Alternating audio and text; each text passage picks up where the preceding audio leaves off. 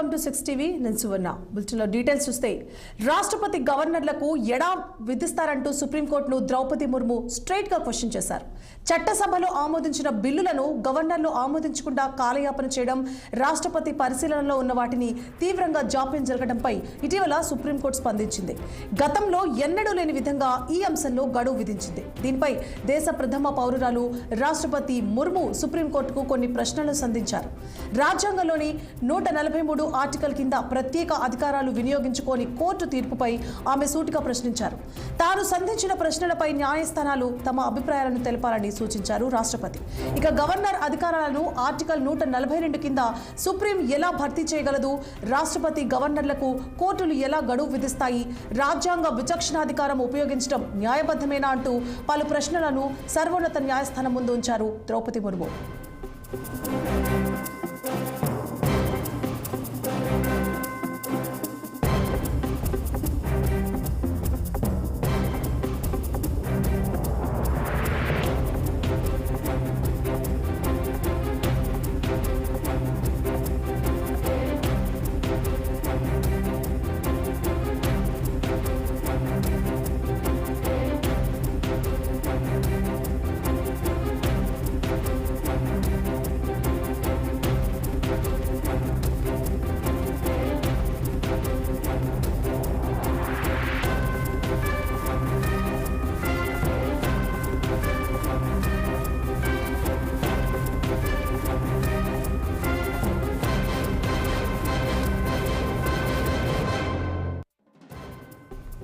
Right, ఇక రాష్ట్రపతి గవర్నర్లకు గడువు ఎలా విధిస్తారంటూ సుప్రీంకోర్టును ద్రౌపది ముర్ము స్ట్రైట్ గా క్వశ్చన్ చేశారు.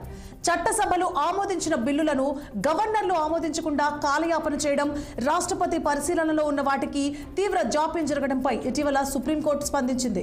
గతంలో ఎన్నడూ లేని విధంగా ఈ అంశంలో గడువు విధించింది. దీనిపై దేశ ప్రథమ పౌరురాలు రాష్ట్రపతి ద్రౌపది ముర్ము సుప్రీంకోర్టుకు కొన్ని ప్రశ్నలను సంధించారు. రాజ్యాంగంలోని 143 ఆర్టికల్ కింద ప్రత్యేక అధికారాలు వినియోగించుకొని కోర్టు తీర్పుపై ఆమె సూటిగా ప్రశ్నించారు. తాను సంధించిన ప్రశ్నలపై న్యాయస్థానాలు తమ అభిప్రాయాలను తెలపాలని సూచించారు ఆమె.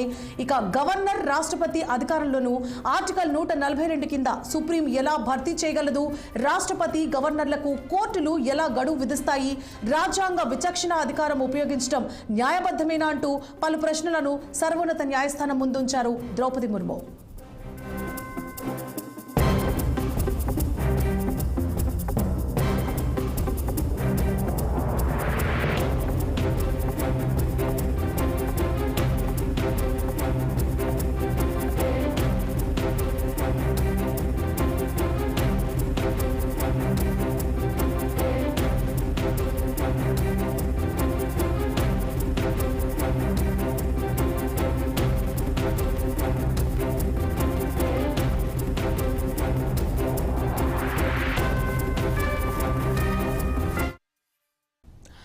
ఉగ్రవాదంపైనే కాదు, PO